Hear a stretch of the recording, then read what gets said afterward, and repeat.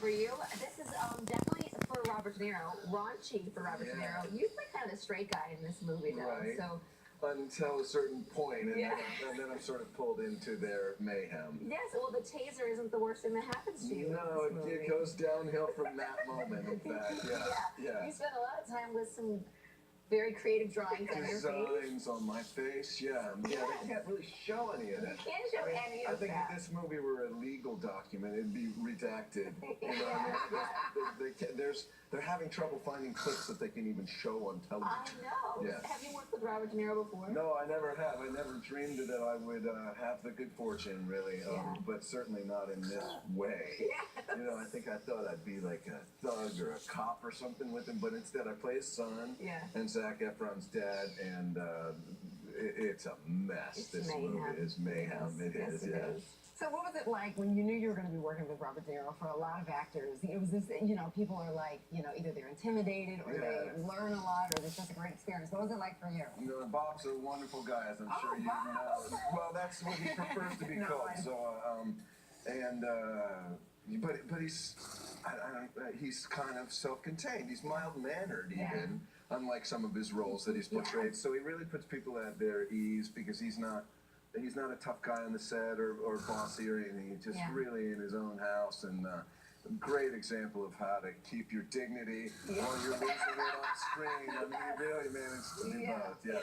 Well, we have to talk to you about Shameless. Of People course. are up in arms because you haven't talked much about Shameless, I think, in other interviews. No, I know. I'm so proud of the show and to be a member of that cast that I'm happy to talk about it. So amazing. So let's talk about you and Fiona. Sean and Fiona are back together. You will play a very flawed character. I know. I think she's still married. She's still married, so it's not uncomplicated as always. Oh, there you see a little And Jimmy piece. Steve left. He's gone. Yeah, but he made some mysterious reappearance last season, so he's at least not out of the way, right? But wait, people really want to know if you're coming back for season 7 already. They already want to know. I don't think they've only showed 2 or 3 episodes, right? So, but the end of last week's episode, we find out some details that can change your path on this show. Yeah, I can tell you this.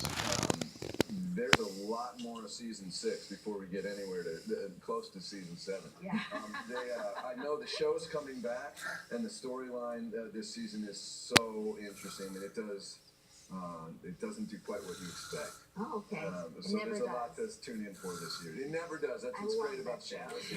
Well, you work on a lot of projects, a lot of film, a lot of TV, but you say this character in Shameless is the one that people react to more than anything. What's that fan interaction like for you? It's so nice for me. I think that's just a different kind of really dedicated fan. You understand I'm joining a show that's already got its fan base, so I've never done that before. So I think it's just a factor of that. It's such a beloved show that I'm getting all of this love pouring my way. But do they get that you're not your character when they come up to you? A little bit.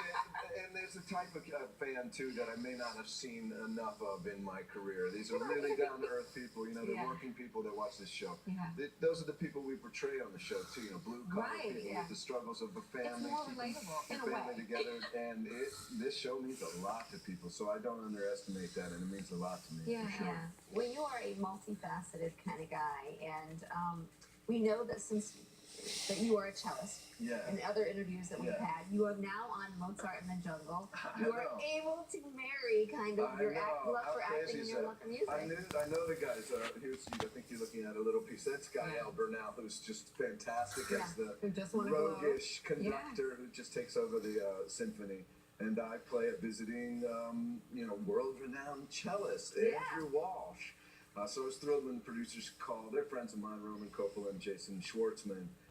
So they had me play. So I come in and pre-record my own playing, and then we shoot a piece. I think it's episode 3 or 4 in the season 2 that they just released, where I actually. And there's even a scene with Lola Kirk, who's great as the ingenue in the story. Where I play, we play the cello together. So are many of the other actors actual musicians? No, not so much. But they're doing something that's much harder, which is pretending to play the instrument. Oboe that Lola plays is pretty simple to sync your fingers to the sound.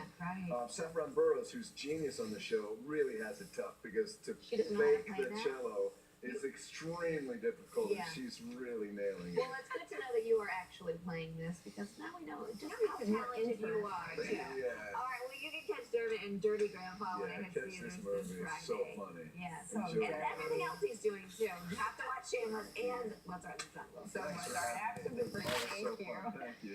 Don't let the cold cramp your style. We've got some cozy knits to get you through winter next.